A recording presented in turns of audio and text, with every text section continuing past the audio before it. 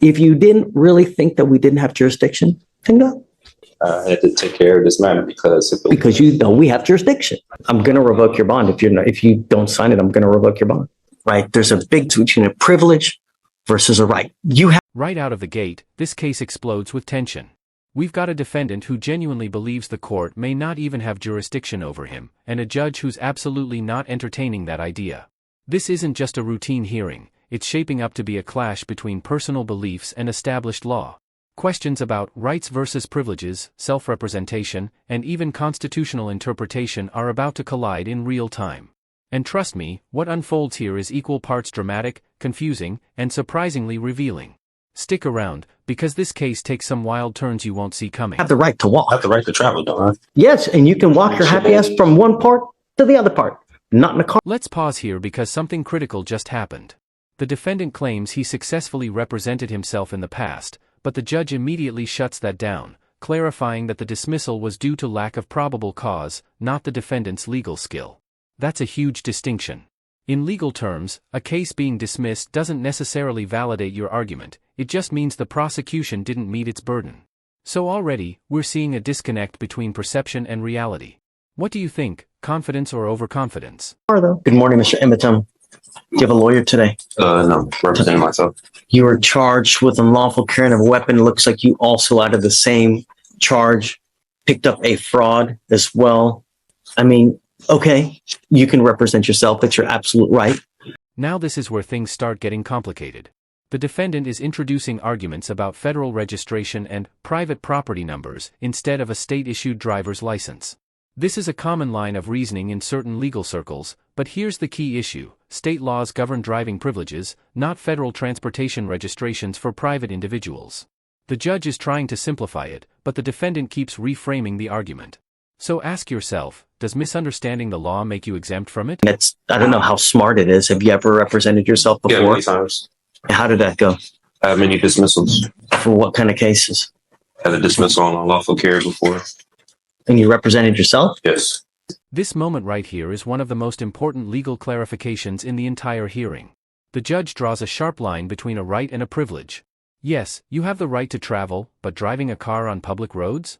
That's regulated, meaning it's a privilege that comes with conditions like licensing and insurance. This is where a lot of people get tripped up. The law isn't denying movement, it's regulating how you move in ways that affect public safety. Do you agree with that distinction? In this court? Oh, well, I found no probable cause. That's why I got dismissed. You didn't represent yourself. I was representing myself, but the judge did find no probable cause. I found, was it me? No, it wasn't you. Now the judge shifts into serious territory, explaining why insurance and licensing laws exist in the first place. This isn't just bureaucracy, it's about accountability. The hypothetical scenario involving an accident and liability isn't random, it's a legal reality. If you're behind the wheel, you're responsible for potential harm. And without insurance? That burden falls entirely on you. This is the court emphasizing consequences, not just compliance. So here's the question, should personal beliefs override public safty laws? Well, I don't know. I think it was you. I found no probable cause. I think that was you. You didn't represent yourself for nothing, man. I did it. Why don't we delay it off a week? Are you working at this time? Yeah, and I stay in Austin. I don't live in Houston, so. What do you do for a living? I have my own business. Doing what? Resell clothing, audio production. How much money do you make a month? I can't tell you, but it pays the bills. You're very cryptic in all of your answers.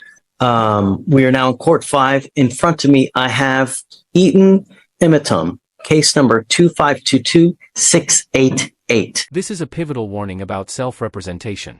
The judge even references a famous quote, essentially saying that representing yourself can cloud your judgment. And legally speaking, that's true. When you act as your own lawyer, you lose the ability to later claim ineffective counsel. That safety net disappears. The judge is practically urging caution here, while still respecting the defendant's right. So what would you do in this situation? Trust yourself, or trust a trained attorney? Would you please identify yourself for purpose of the record? The man eats on Amazon. Yes, he has an open case in the 182nd. Looks like he made a $15,000 bond. With us, I am going to find there's probable cause to go forward. Do you have a Texas driver license? I have a U.S. private property number with the FMCSA. With my vehicle was on there, and sticker tags, everything for my business, the Amazon Estates. That's with the Department of Transportation. Is that from the state of Texas or from where? This is federal. This is with the Department of Transportation. From what I know of the law, you need a Texas driver license to be able to drive. This is what's this case being tried on? That's what I'm trying to, because I'm kind of don't know what it's being tried on. It's Criminal, civil, or- criminal, yeah. Right, in jail time, right? I believe so. But Weren't you taken to jail? Yeah. So that wouldn't lead you to believe it's criminal, right? yeah, but under common law, or is it military and tribunal? Because Now we're seeing the introduction of arguments that resemble sovereign citizen-style reasoning, talk of contracts, common law versus statutory law, and demanding specific documentation that doesn't apply in this context. The judge makes it clear, this court operates under statutory law, period. And here's the issue, if you don't understand the legal framework you're being tried under, how can you effectively defend yourself? This moment really highlights the risk of going into court unprepared. also with Oh, I've been waiting for something like this for so long. This is so much fun. I'm just trying to see what's from what I'm being tried on, because what I was told with the U.S. side, I had to register it with the state of Texas, with the registration or licensing. I do have my own place with that vehicle too as well. So You need a license to drive, a Texas driver license. That's it. If you're going to drive a vehicle, it also has to be registered so that they know that you're driving the vehicle and that you own it or have the right to have that, so it's not a stolen vehicle. I own the vehicle and everything. When I was here the last hearing with the judge, like what he was saying, he said that when it had applied to me, but he was going to see what they were going to say about the other court, about the probable cause of stopping me, because he said registration when it had in the front license plate, when it had applied to me. It does apply. It applies to everybody. Everybody has to have a back license plate. They also have to have a front license plate. And so much, they also tell you where it has to be on the car. They regulate, you can't put it in the windshield. State, right? State. Yeah. Right. They tell you where it has to be. You can't put it on the windshield. You can't put it on, like on what's it called? On the light. Got to be right there. They even tell you how many centimeters it's supposed to be from the street to the actual place on the car. That's how bad the state of Texas micromanages all these things. They even tell you how many damn centimeters it's got to be on the car. You can't drive. And that's it. Yeah, I did tell him I was traveling. I wasn't arguing with him, but I was traveling. I wasn't making commerce. I used to do medical transportation, so I'm kind of aware with licensing, the registration, and everything. That's why for my private vehicles, I did that with the U.S. DOT instead of the state. But I didn't know that was Correct. interference. You need a license. It doesn't matter whether you're saying you're conveying, whether you're traveling. It's a privilege. It's not a right. Right? There's a big difference between a privilege versus a right. You have the right to I walk. have the right to travel, don't I? Yeah, taking your happy-go-lucky feet. You want to travel? That's Take me. those 2 feet to travel, not in a car. Just what the 14th Amendment was saying, like I have the right to travel. You do. Yes, and you can walk your happy ass from one part to the other part. Not in a car, though. Not without a license and It insurance. was on there from what I did this with the Department of Transportation. They said automobiles were on there, They're carrier, wrong. bicycles. They're wrong. I'm just telling you now, they're wrong. Whoever told you that, whoever, where you got that, it's complete. Because imagine this, Mr. Emiton, and I've seen this before. Imagine that you get into an accident, right? And you kill a 5-year-old kid. What's going to happen at that point? Whoever owns that car, the other people, they're going to come after you. They're not going to go after they're going to come after you. The first thing they're going to do is, do you have insurance? And if you don't have insurance, they're going to sue you. And then they're going to attach a lien on absolutely everything that you own to satisfy the judgment they get against you. You have insurance, liability insurance, so that if you ever get into an accident, you don't mean to do it. You didn't mean the kid. It's not an purposement. It was an accident. It's happened. You might be looking at your phone. You're looking at, this pretty girl that's walking across the street, and then boom.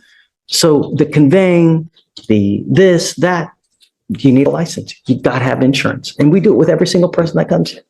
Can I say for the unlawful carry, the possession of marijuana, the person that was in the vehicle told the officer it was legal hemp that they got from the store. They have receipts and everything in Texas. You can have legal hemp. They got it from the store. He even told the officer it was theirs.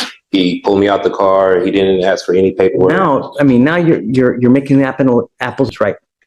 Now we got to test it. Is it weed? Oh yeah, Is it hemp? Understand that takes time, but you also need a lawyer to represent you.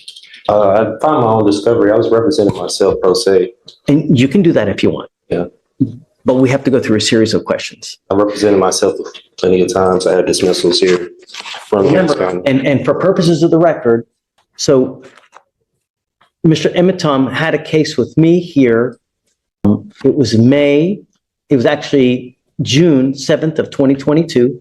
He was charged with another gun case, and that was with Victoriano. God, that was a PA too. And I found no probable cause in that case, right?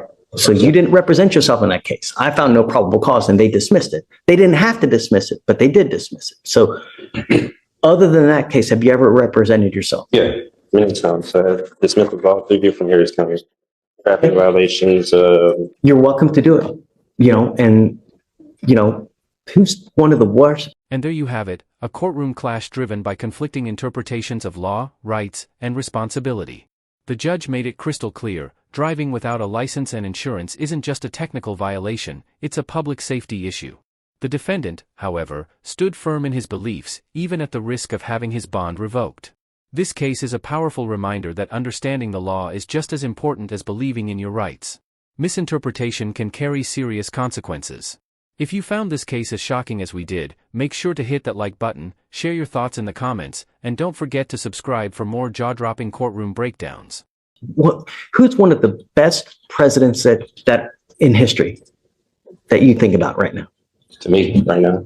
You can't think of one good president that we've ever had? I don't know any. Abraham Lincoln, he wasn't good? I never met him. I don't know about him at that time. Abraham Lincoln said something. He goes, you know what? He who represents himself has a fool for a client. That's what he said. Meaning that when you represent yourself, there is an inherent conflict and there's an inherent bias, and you may not be able to see things objectively. Meaning that you have your heart, you've got your soul into this case.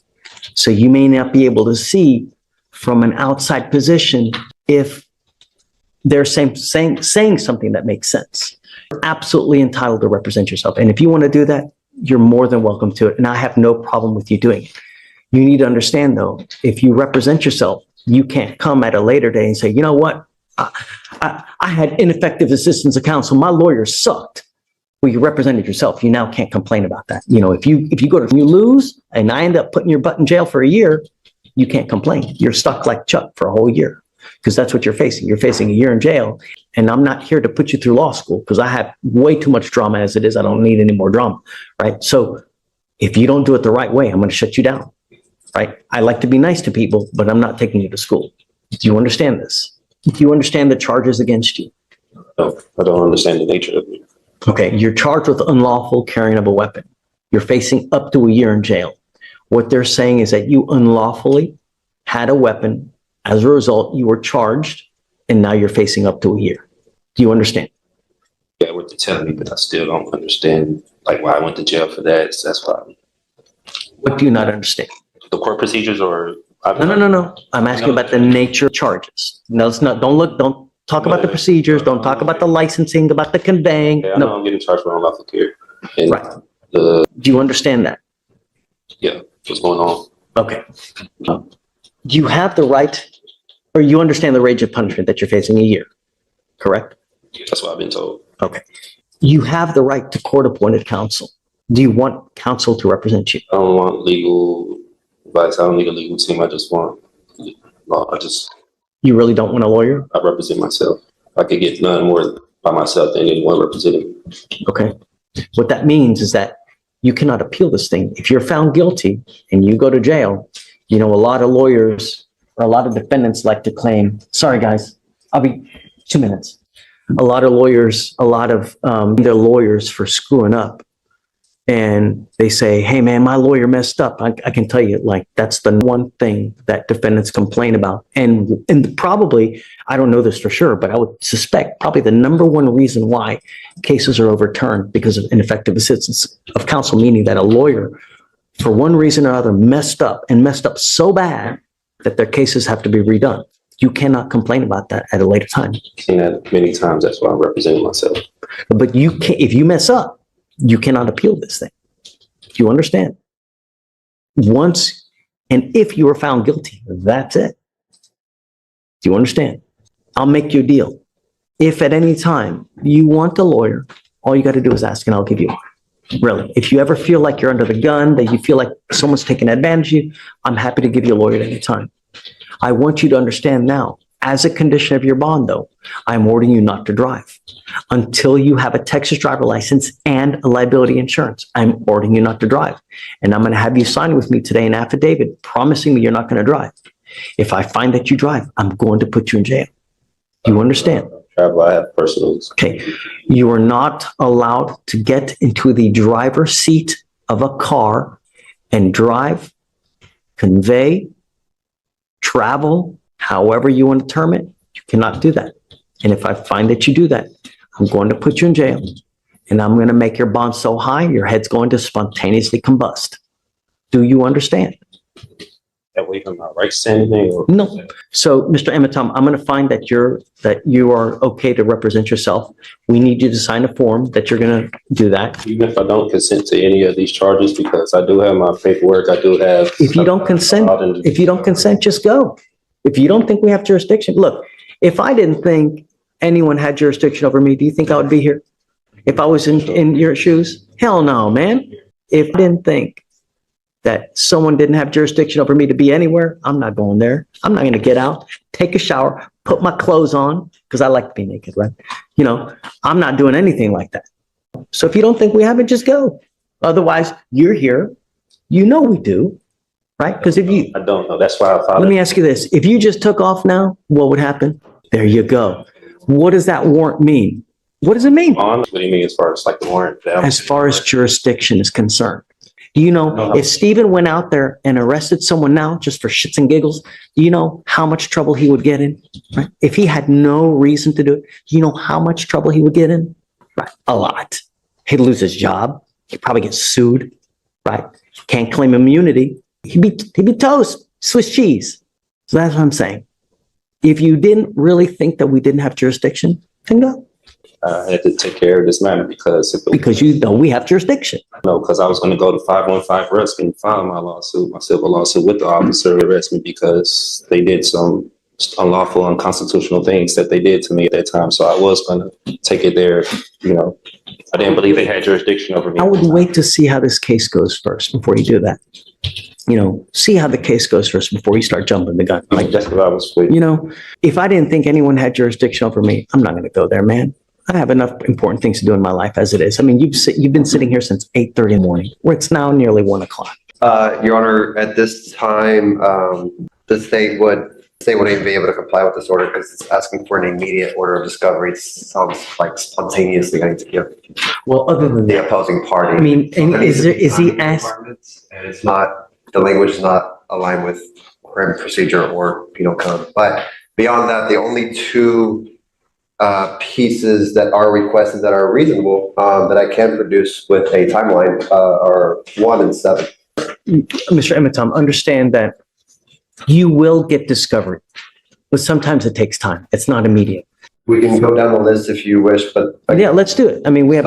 3, a true and complete original or certified alleged contract with wet ink signatures between the petitioner, the Harris County Superior Court, State of Texas, and or political subdivisions thereof may have law states that in order for the Harris County, and he's not even citing law, valid lawful contract between the petitioner, let them bring it forward for petitioner's inspection or immediately dismiss all charges.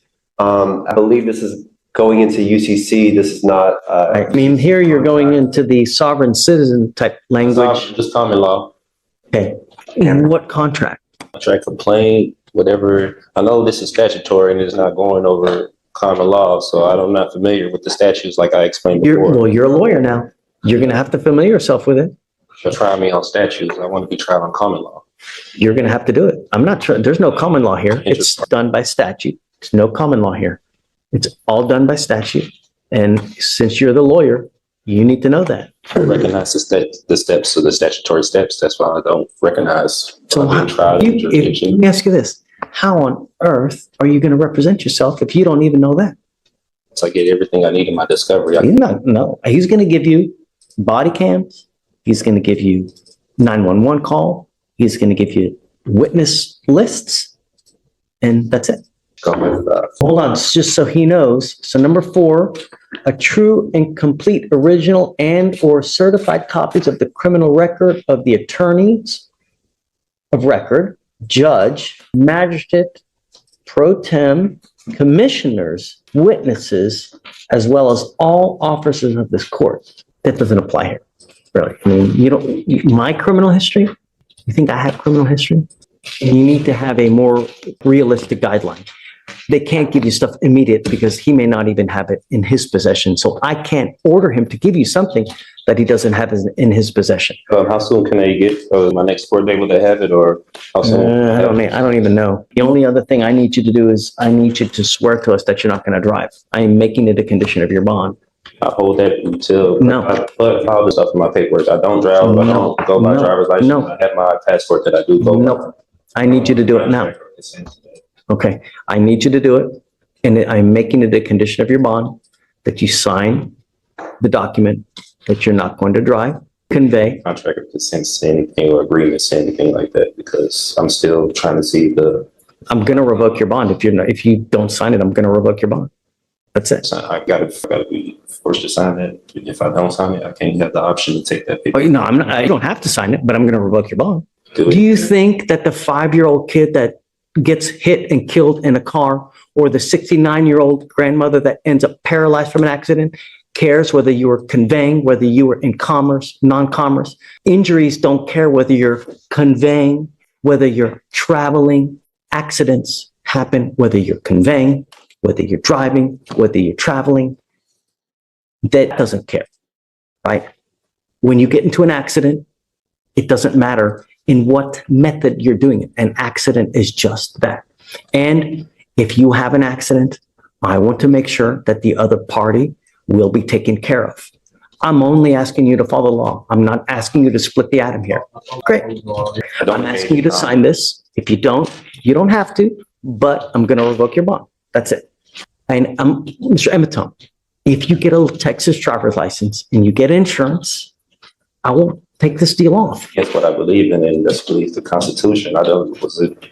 That's okay. They trying to apply that I need to get a license and insurance when I used to be a commercial driver for this state. I don't commercial drive anymore. I don't do medical transportation. I'm just a. Did you hear what I said about an accident, about whether you're I conveying or understand traveling? exactly what you mean about the accident. Okay. I know if I was to get on the accident road with no insurance, I could get sued and there'll be a civil matter and I go to jail. I understand that. That's why I travel very cautious. I don't. You just said I drive. I drive. You said the magic words. I was a driver. Come on. Don't be Helen Keller. Come on. And I'm trying to protect all of Harris County. You're protecting you. I'm protecting all the 4.2 million people here. That's what I'm doing. Because if you get into an accident, I know that you're not going to be out a dime out of your pocket. But all those other people, they're going to be out a crap load of money. And I'm going to do everything in my power to protect every single person of Harris County. And I don't care if I offend you. I don't care if I make you mad. I don't care if your sensibilities are upset. Don't care. I don't.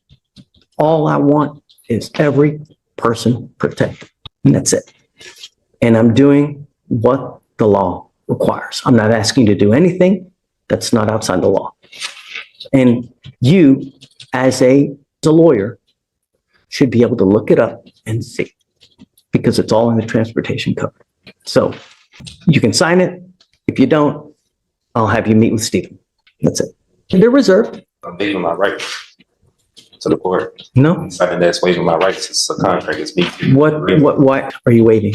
My right to travel. That's infringing my right to travel with the Constitution. No, no. Rights of To dodge patas. I don't know what that means. Happy trails. Use your feet. You can travel with your feet. I can, but I live in Austin. I don't live here in Houston. Take a bus. Take an Uber. But I want to make sure if you're caught driving, I'm going to put you in jail, and I'm going to make your bond so high you will spontaneously combust, because I want you to understand that I mean business and I'm protecting every single person I can. And that's it. Forcing me to sign this right now. No. I mean, with jail or arrest if I don't sign this. Right Correct. now. That is correct. That's correct. Imprisonment if I don't sign this. This is on the record. It's on a record. I have a report right here, and it's on video.